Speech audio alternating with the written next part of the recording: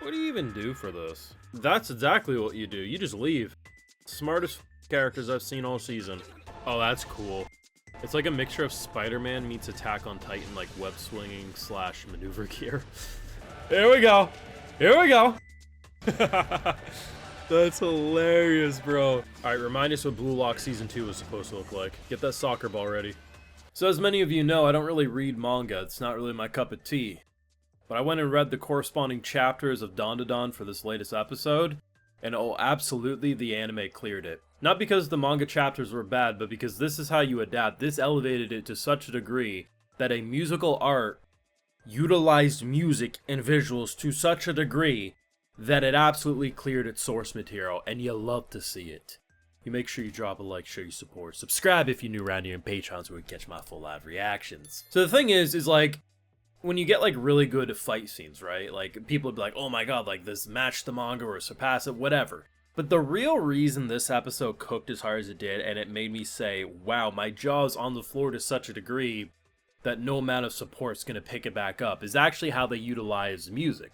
All the classical pieces and the like, because when you're going up against Mozart and Beethoven and all these classical artists in their weird Casper the Ghost forms, I mean, you need to utilize their songs well. And the end result was something that was Attack on Titan-ish.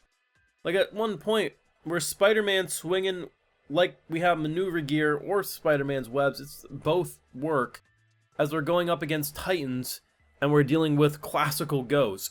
And the way, like, that scene specifically, when Okrun's like charging in, right? And the song is playing, I had to crank my volume up, bro. I was like, okay, this is it. And he just like a bowling ball smashes through them.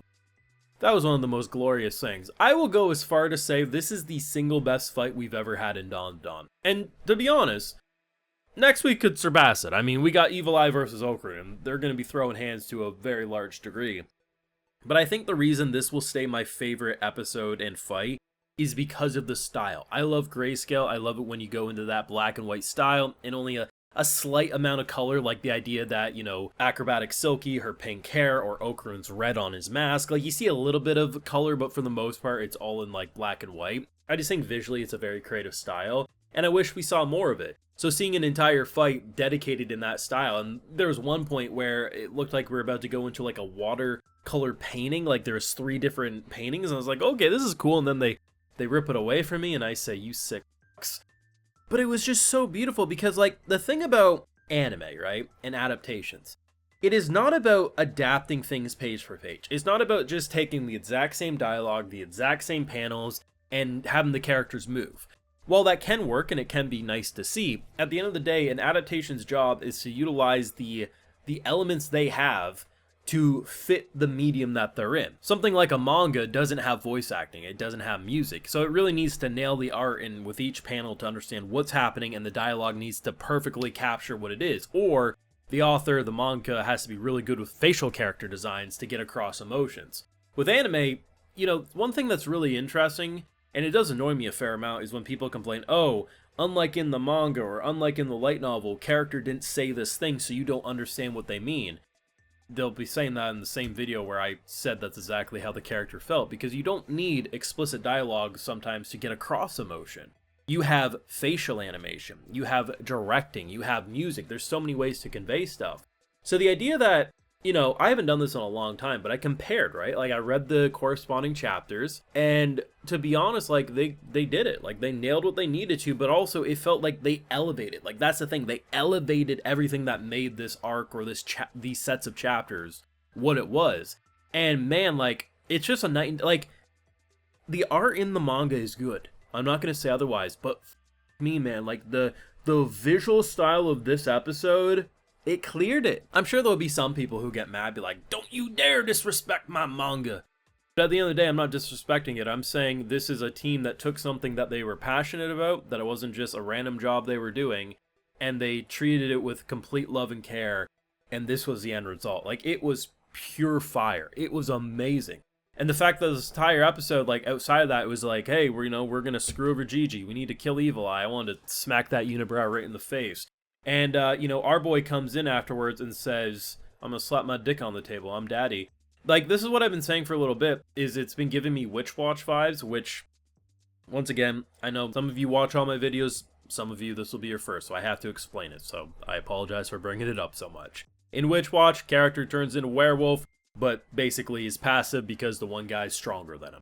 And that's something that I've been assuming would probably happen here, and now we seemingly are getting it. Yeah, is it risky transforming him into his Evil Eye form? Absolutely, but if Okrun can slap his dick hard enough on the table that Evil Eye knows, if I transform and go on a rampage, this guy can kill me, it will be enough to keep him, you know, on a leash. It won't change the fact that he might still try to throw hands, like maybe he'll try to jump Okrun and Okrun will have to smack him around, but it doesn't change the fact this is probably the best case. It's going to take Gigi a long time to be able to properly suppress Evil Eye to the degree we need, and if our time period is probably less than 12 hours before the boy band comes back, I mean, at the end of the day, yeah, we gotta transform him. And hey, at least we went outside the house this time, you know?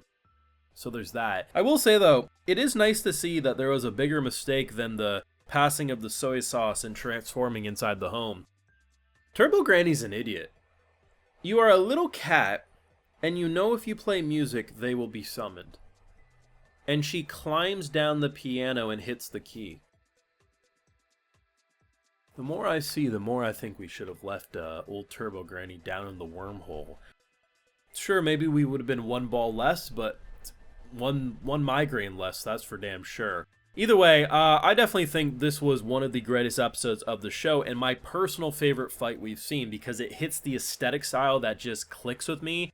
The use of music just elevated something that I'm sure many people, when they first read it in the manga, were like, oh my god, this is crazy. Like, look at what we're dealing with. I don't know. The mixture of Attack on Titan meets just pure macho energy was just fantastic. And the more you watch, like, we are now 20 episodes into this show. I genuinely wonder, are we still just scratching the surface? Because on one hand, I want to say that, but on the other hand, I think surely no. Like, we've seen the wow factor, so now, like, when we see the next, but I don't know, man.